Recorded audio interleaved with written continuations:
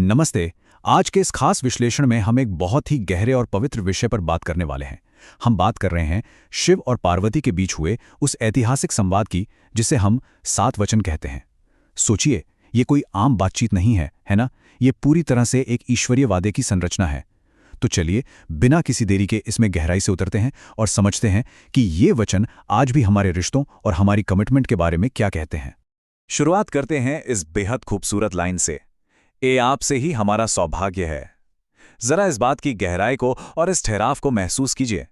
ये सिर्फ कुछ शब्द नहीं है, बल्कि पूरी तरह से खुद को सौंप देने का एक भाव है। एक ऐसा एहसास जहां इंसान का अहंकार बिल्कुल खत्म हो जाता है। यह हमें बताता है कि किसी भी सच्चे रिश्ते की शुरुआत मैं या अहंकार से नहीं, बल्कि कृतज्ञता से होनी चाहिए। तो हमारा पहला मुख्य विषय है सौभाग्य की नींव और इस पवित्र बंधन की स्थापना। अब यहाँ सौभाग्य शब्द का इस्तेमाल वाकई बहुत दिलचस्प है। देखिए, सौभाग्य का मतलब सिर्फ लकी होना या किस्मत का चमक जाना नहीं है। हमारे स्रोत के अनुसार ये एक पवित्र और शुभ मिलन से मिलने वाली नियति है। मतलब यहाँ विवाह को सिर्फ एक सामाजिक समझौते की तरह नहीं देखा गया है।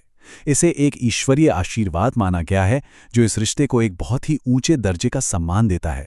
कमाल की बात है ना? अब जरा इस लाइन की सादगी देखिए। आज आप हमारे पति हैं और हम आपके। कितनी आसानी से और कितने शानदार तरीके से इसमें शुरुआत से ही पूर्ण समानता और एक दूसरे के होने की भावना को दिखा दिया गया है। कोई पदानुक्रम नहीं, कोई ऊंच नीच नहीं। ये दो आत्माओं का बिल्कुल एक ही लेवल पर मिलन है। ये एकदम साफ कर देता है कि इस रिश्ते में अधिकार सिर्फ किसी एक का नहीं होता, बल्कि दोनों पक्ष एक दूसरे के लिए पूरी तरह से समर्पित होते हैं। आगे देखते हैं हमारा दूसरा महत्वपूर्ण खंड, परिवार के प्रति हमारा कर्तव्य और वंशावली की रक्षा। यहाँ कुटुंब शब्द की अहमियत को समझना बहुत जरूरी है। कुटुंब का मतलब सिर्फ पति पत्नी तक सीमित रहना नहीं है। ये हमारी संस्कृति का एक बहुत ही गहरा और व्यापक शब्द है। इसमें पूरा परिवार, आपकी आगे की पीढ़ियां और घर के सभी लोग शामिल होते हैं। यानी ये वादा सिर्फ 2 लोगों की पर्सनल खुशी से कहीं आगे बढ़कर पूरे परिवार की सुरक्षा, उनके सम्मान और समृद्धि पर फोकस करता है। ये देखना बहुत ही दिलचस्प है कि ईश्वरीय स्तर पर भी घर की जिम्मेदारियों का कितना स्पष्ट विभाजन किया गया है। स्रोत में बताए गए ये 3 खास कर्तव्य एक मजबूत रिश्ते की नींव रखते हैं। पहला, तुम्हारा पालनपोषण करूंगा, यानी सीधे तौर पर एक दूसरे की देखभाल करने का वादा। दूसरा, अपने कुटुंब का पालनपोषण करेंगे, जो पूरे परिवार की जिम्मेदारी एक साथ उठाने का संकल्प है। और अंत में, और भजन में सावधानी रखूंगी, जो घर में आध्यात्मिक और मानसिक शांति बनाए रखने पर जोर देता है। सोचिए, भौतिक जरूरतें और आध्यात्मिक एकाग्रता दोनों को ही एक सुखी घर का आधार माना गया है। बिल्कुल परफेक्ट बैलेंस। तीसरा विषय है निष्ठा और साहचर्य, जिन्हें हम किसी भी रिश्ते में विश्वास के सबसे मजबूत स्तंभ कह सकते हैं। अब इन 2 वचनों के बीच का एक बहुत ही खूबसूरत बैलेंस देखिए।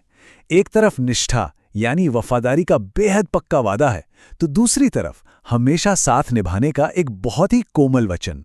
ये दिखाता है कि एक सच्ची पार्टनरशिप असल में काम कैसे करती है।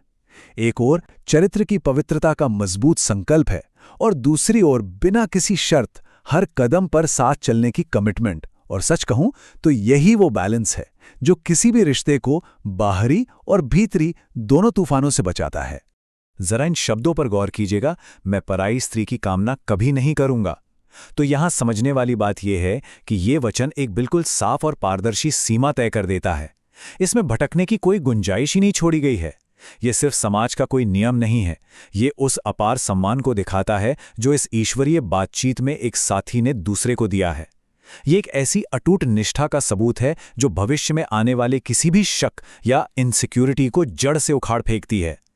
और इसके बिल्कुल सही जवाब में ये साथ निभाने का वचन आता है। जहां भी आप कहेंगे वहीं हम भी रहें।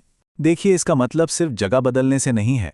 इसका असली मतलब है जिंदगी की हर परिस्थिति, हर अप्रत्याशित चुनौती और हर सफर में एक साथ, एक टीम की तरह चलने की गहरी इच्छा। हालात चाहे कितने भी मुश्किल क्यों ना हो या कितने भी बदल क्यों ना जाएं, एक साथ डटे रहने का ये संकल्प ही तो सच्चे साहचर्य की अंतिम परिभाषा है। और अब आते हैं हमारे चौथे और अंतिम खंड पर, एक अटूट ईश्वरीय बंधन और शाश्वत भक्ति। इस अगली बात पर ध्यान दें, हम अपने प्रियजनों को कभी नहीं करेंगे। यहाँ जो भाव छिपा है वो अपनों का साथ कभी न छोड़ने या उनसे मुख ना मोड़ने का है। ये एक बहुत ही शक्तिशाली और व्यापक वादा है। यह हमें बताता है कि एक मजबूत शादी सिर्फ एक बंद कमरे की वस्तु नहीं है, बल्कि यह अपने आसपास के सभी करीबियों और व्यापक समुदाय के लिए शक्ति, आश्रय और एक अटूट सहारे का स्रोत बन जाती है। लेकिन असली इंसानी गहराई तो इस वाक्य के अगले हिस्से में छिपी है, और ना ही कभी उनसे थके जाएंगे। इसका यथार्थवाद बहुत शानदार है। ये पूरी तरह से स्वीकार करता है कि रिश्ते चाहे कितने भी पवित्र क्यों ना हों, उनमें लगातार मेहनत, ऊर्जा और समय लगता ही है। रिश्ते थकाऊ हो सकते हैं, लेकिन यहाँ जो वादा है वो है असीम धैर्य रखने का और बिना थके प्यार करते रहने का। ये जीवन को देखने का एक बहुत ही प्रैक्टिकल और परिपक्व नज़रिया है। और आखिर में ये पूरा संवाद एक बहुत ही गहरे और अधूरे वाक्य पर आकर रुकता है। मैं आशा करता हूं कि तुम मेरे लिए। स्रोत का ये अधूरा विचार एक बहुत बड़ा सवाल खड़ा कर देता है। विवाह की नींव के लिए इस आखिरी और खुले अंत वाली उम्मीद का आखिर क्या मतलब है? ये हमें यह सोचने पर मजबूर करता है कि वादे कभी भी किसी एक निश्चित बिंदु पर आकर पूरी तरह खत्म नहीं होते। रिश्ते चाहे ईश्वरीय हो या मानवीय, वे हमेशा विकसित होते रहते हैं और उम्मीदें हमेशा बनी रहती हैं। शायद यही उम्मीद और निरंतरता ही प्यार को शाश्वत बनाती है। तो इस चर्चा को यही विराम देते हुए ये सवाल मैं आप पर छोड़ता हूं। आपके अपने जीवन के वचन आपकी अपनी नींव को किस तरह परिभाषित करते हैं? जरा सोचिएगा।